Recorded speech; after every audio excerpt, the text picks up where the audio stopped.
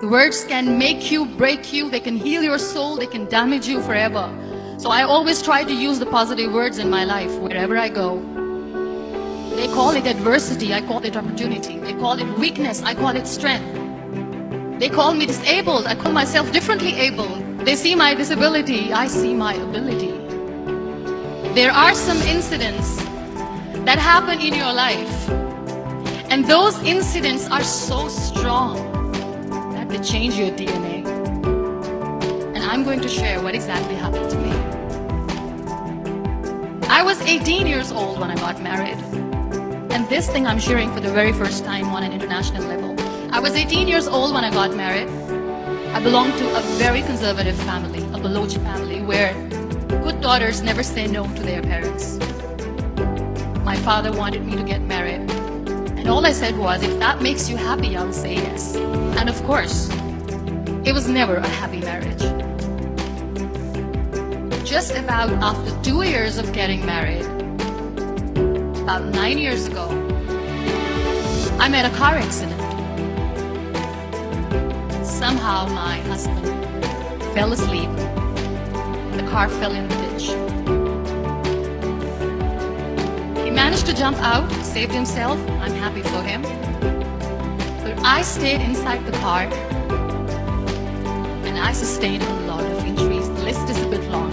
Radius ulna of my right arm were fractured. The wrist was fractured. Shoulder bone and collarbone were fractured. My whole rib cage got fractured. But that injury that changed me and my life completely as a person and my perception towards living my life was the spine injury. Many people came to rescue. They gave me CPR. They dragged me out of the car. And while they were dragging me out, I got the complete transection of my spinal cord. Those 2.5 months in the hospital were dreadful. I will not make up stories just to inspire you. I was at the verge of despair. One day, doctor came to me and he said, well, I heard that you wanted to be an artist, but you ended up being a housewife. I have a bad news for you. You won't be able to paint again because your wrist and your arm are so deformed, you won't be able to hold a pen again. And I stayed quiet. Next day, doctor came to me and said, the spine injury is so bad, you won't be able to walk again. I took a deep breath. I said, it's all right. The next day, doctor came to me and said, because of your spine injury and the fixation that you have in your back, you won't be able to give birth to a child again. That day, I was devastated. I still remember, I asked my mother, why me?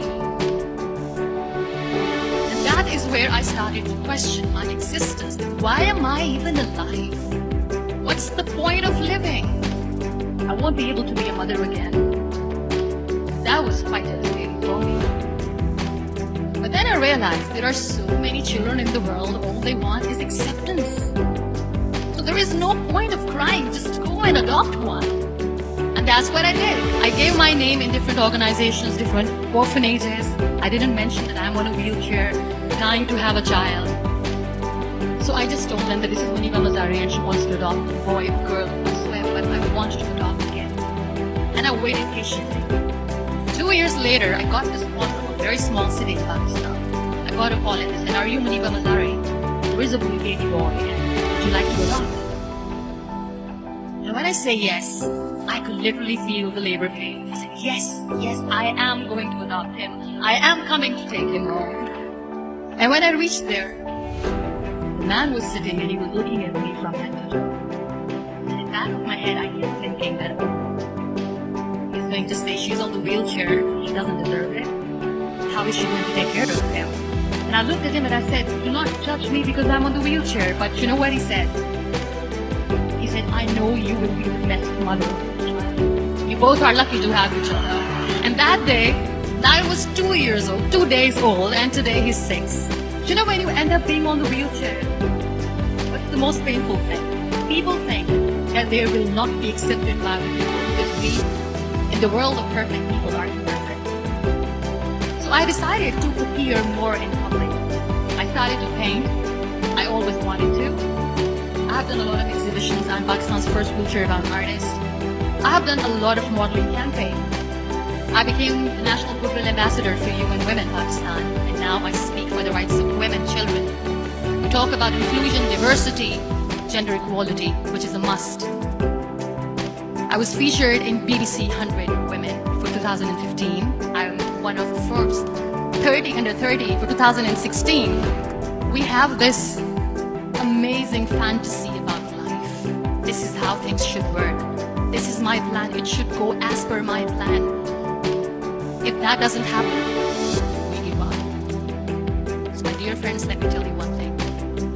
I never wanted to be on the wheelchair. Never thought of being on the wheelchair. I was always aspiring to do bigger things, but had no idea that for that I have to pay the price to be where I am today. It's a very heavy price. It is okay to be scared. It is okay to cry. Everything is okay, but giving up should not be an option. They always say that failure is not an option. Failure should be an option, because when you fail, you get up, and then you fail, and then you get up, and that keeps you going. That's how humans are strong. Failure is an option, should be an option, but giving up is not. Never.